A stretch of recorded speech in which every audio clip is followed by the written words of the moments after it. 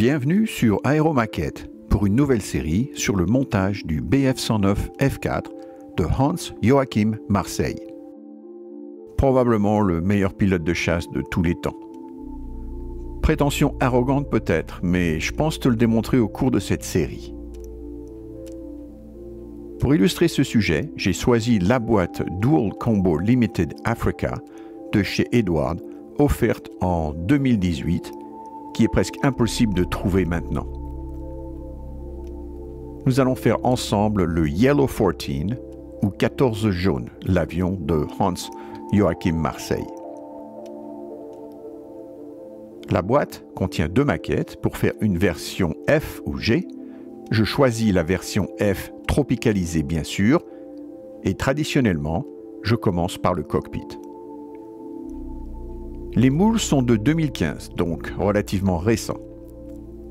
Eduard a commencé sa ligne de Bf-109 avec la version E en 2012, a suivi avec les versions F et G en 2015, et en 2023, ils ont fait un nouveau moule de la version K.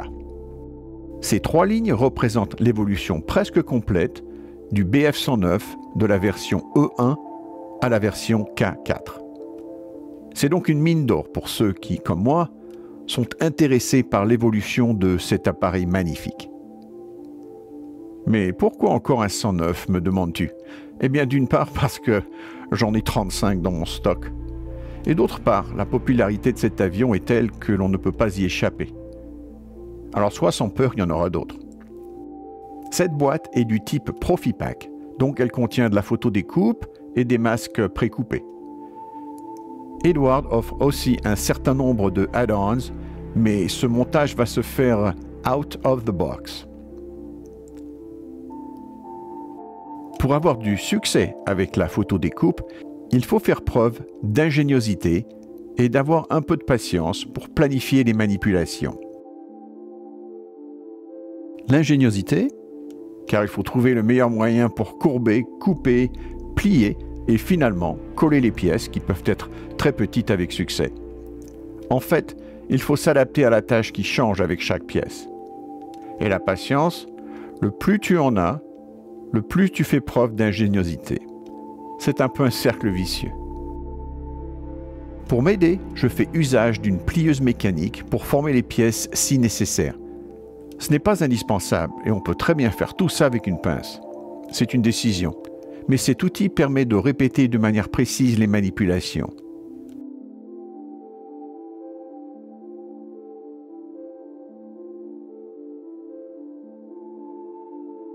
En ce qui concerne le Bf-109, son potentiel a été pleinement réalisé avec la version F. Les développements ultérieurs n'ont apporté que des améliorations limitées. Le F était le sang pur de la lignée, le prédateur ultime. Dès son lancement, le Spitfire Mark I et II sont devenus obsolètes, ce qui a poussé les Britanniques à sortir le Mark V pour établir un peu la balance.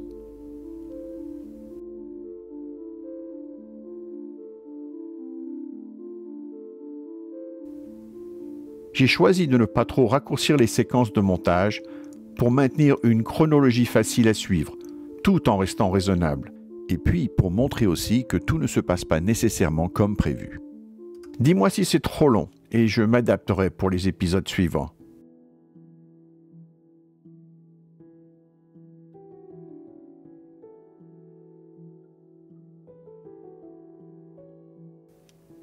J'assemble donc les roues du compensateur de profondeur et des volets. La petite difficulté ici vient de devoir mettre la chaîne en photodécoupe entre les deux roues. Il faut l'enfiler dans l'axe de la roue déjà fixée.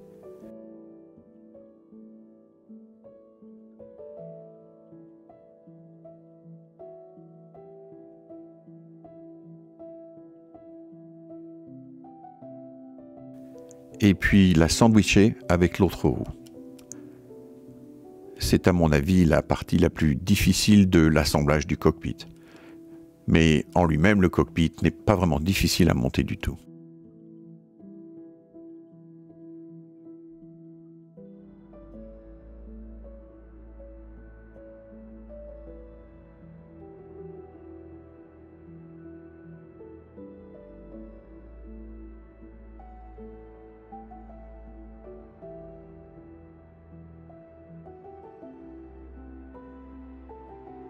Et bien sûr, la dernière pièce à mettre en place est la plus récalcitrante.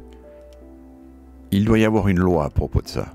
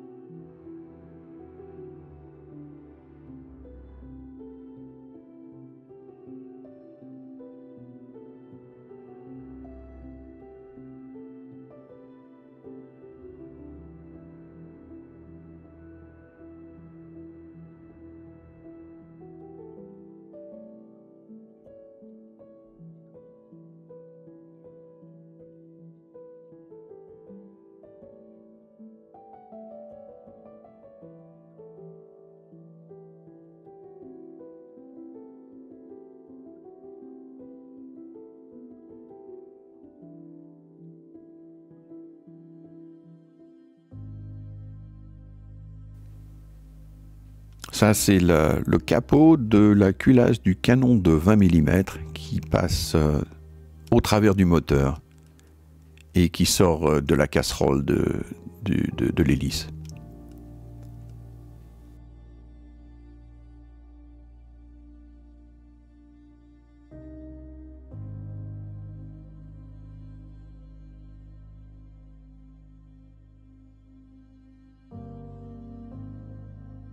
Alors, je t'introduis aux ceintures de sécurité qui, pour moi, sont des...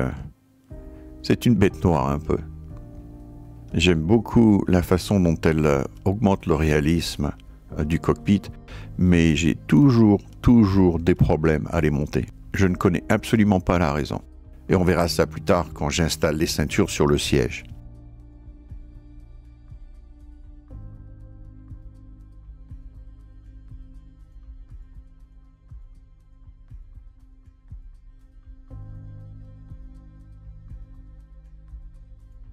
On peut prendre les pièces de photodécoupe avec ce crayon qui est fait de cire et le placer directement là où il faut. Et la colle appliquée détache la pièce de photodécoupe du crayon sans problème.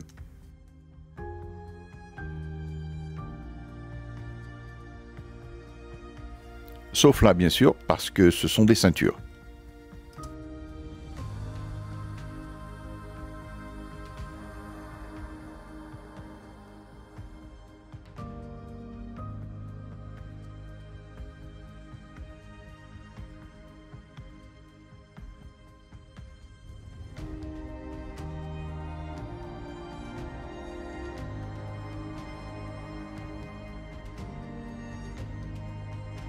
Là, je forme les pédales du palonnier.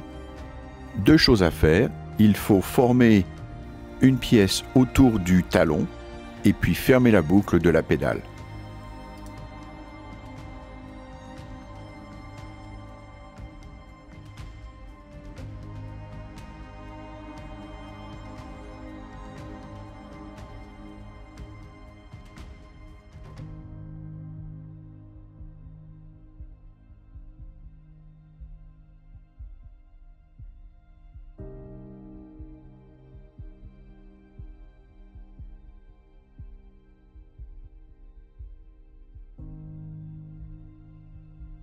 Cette pièce a un tout petit point d'attache qui est très facile à casser.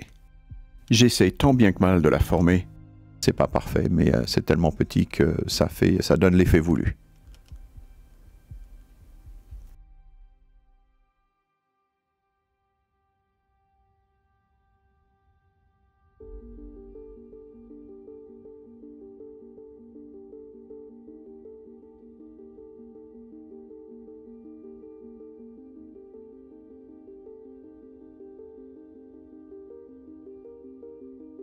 Sur l'autre pédale, j'ai commencé par la boucle.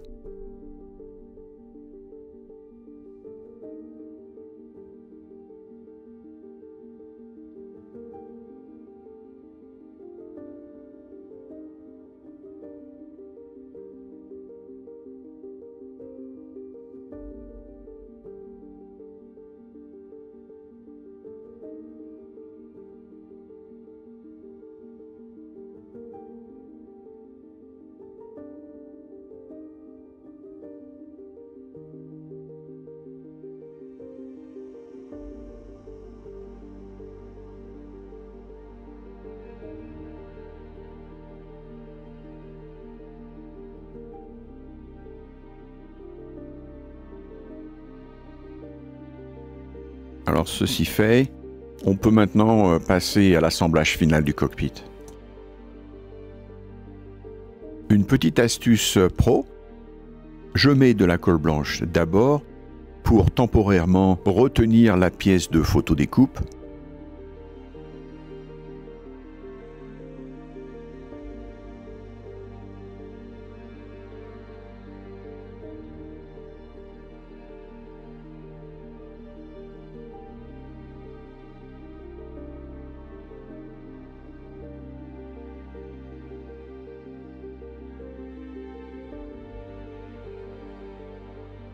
Et quand je suis content avec le placement, eh bien je la fixe d'une façon permanente à la cyano.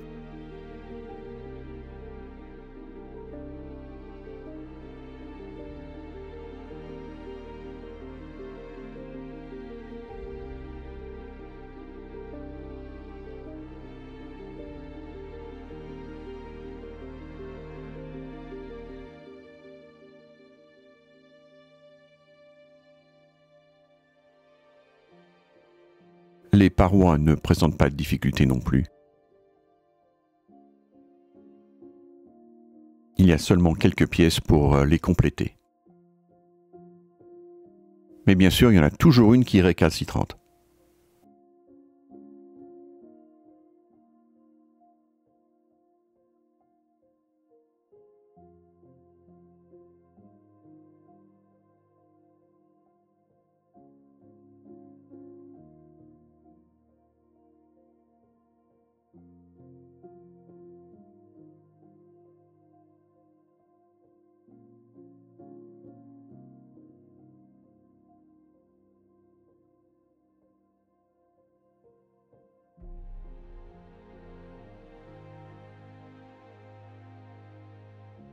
Si tu veux, Eduard offre aussi des cockpits complets beaucoup plus détaillés en résine.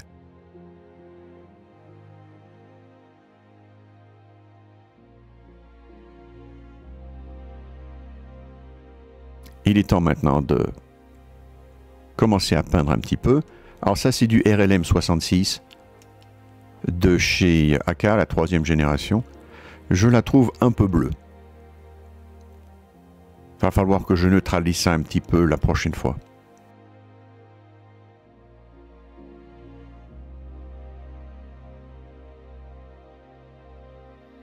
Et après la peinture, on peut finir avec les pièces de photodécoupe restantes. Alors toujours là, je mets un peu de colle blanche. Et sur certaines pièces, il n'y a pas vraiment besoin de le suivre avec de la cyano.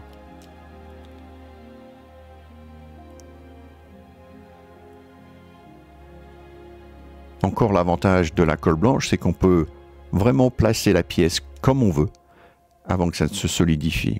Et là, j'utilise de la colle blanche de chez Amo.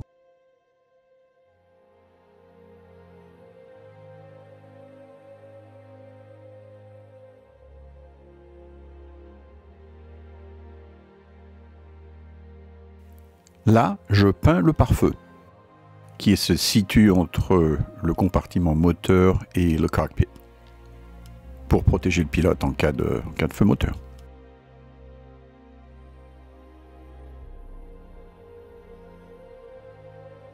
Pour la ligne d'oxygène, je la peins d'abord en blanc avant de mettre le jaune. Comme ça, ça assure la brillance de la couleur jaune.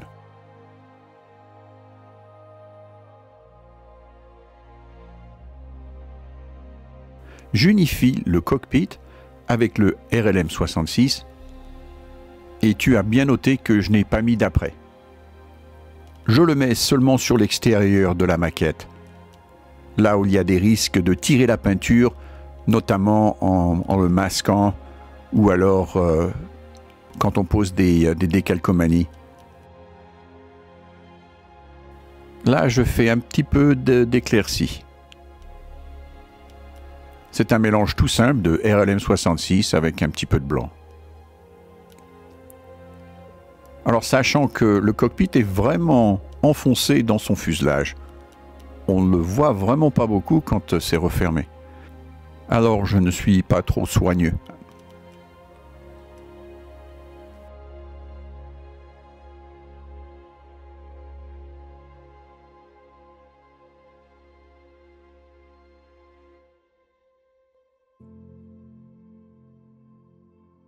Ça, c'est la technique du fondu mouillé. Comme l'acrylique sèche beaucoup, pour fondre, pour faire des dégradés, il est impératif de garder la peinture à l'état humide pour qu'elle puisse se mélanger avant qu'elle sèche.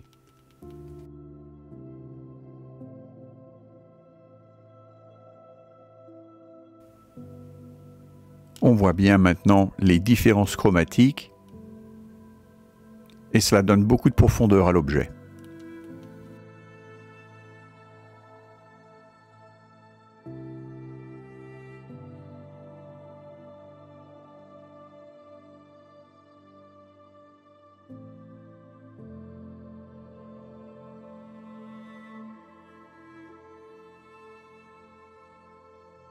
Avec le pare-feu installé, il n'y a plus qu'à coller les ceintures.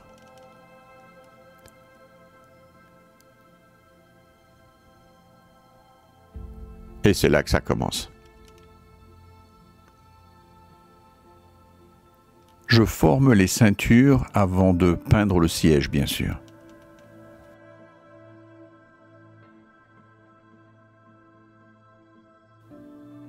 Ça, c'est la partie la plus facile, quoique l'assemblage des ceintures peuvent se décoller.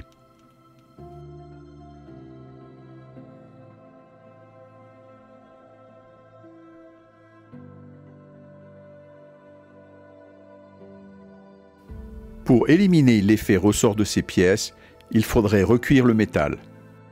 Mais malheureusement, ça va aussi abîmer les impressions.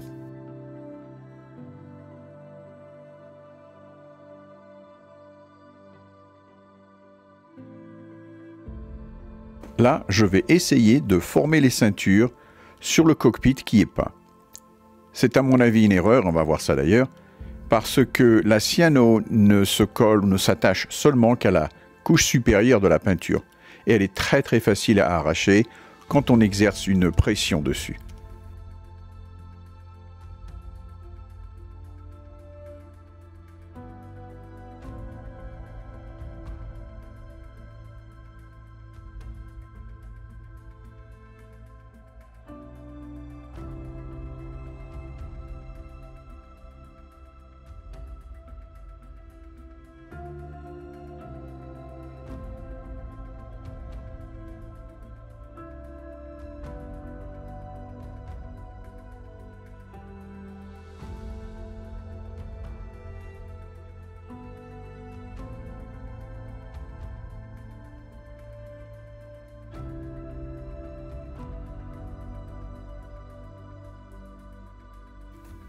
Celle-là a été difficile à coller pour la simple raison que la cyano prend effet quand il y a un manque d'air entre les deux pièces. Donc il faut évacuer cet air en poussant dessus pour que l'accrochage se fasse d'une façon très forte. Et là, je n'y arrivais pas.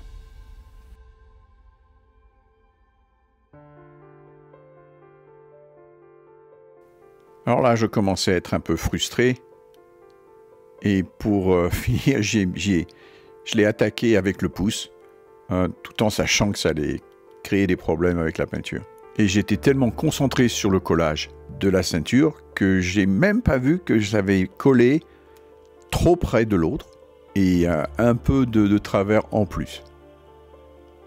Et là, vous avez vu que j'ai utilisé un peu de débondage pour nettoyer la colle, les traces de colle, ce qui a enlevé pratiquement toute la peinture.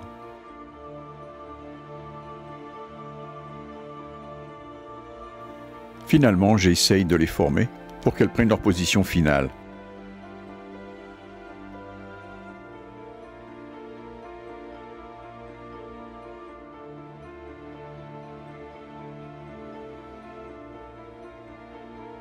Le problème, c'est que les ceintures sont collées sur la peinture du haut du siège.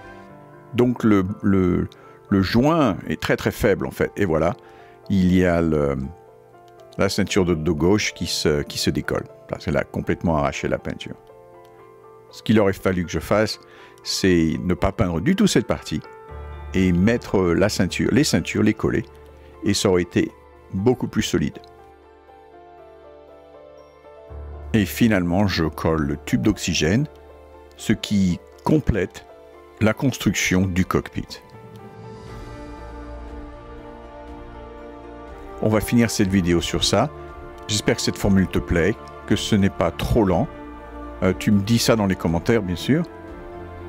Et on va se retrouver donc bientôt pour l'épisode numéro 2. Porte-toi bien et à très bientôt.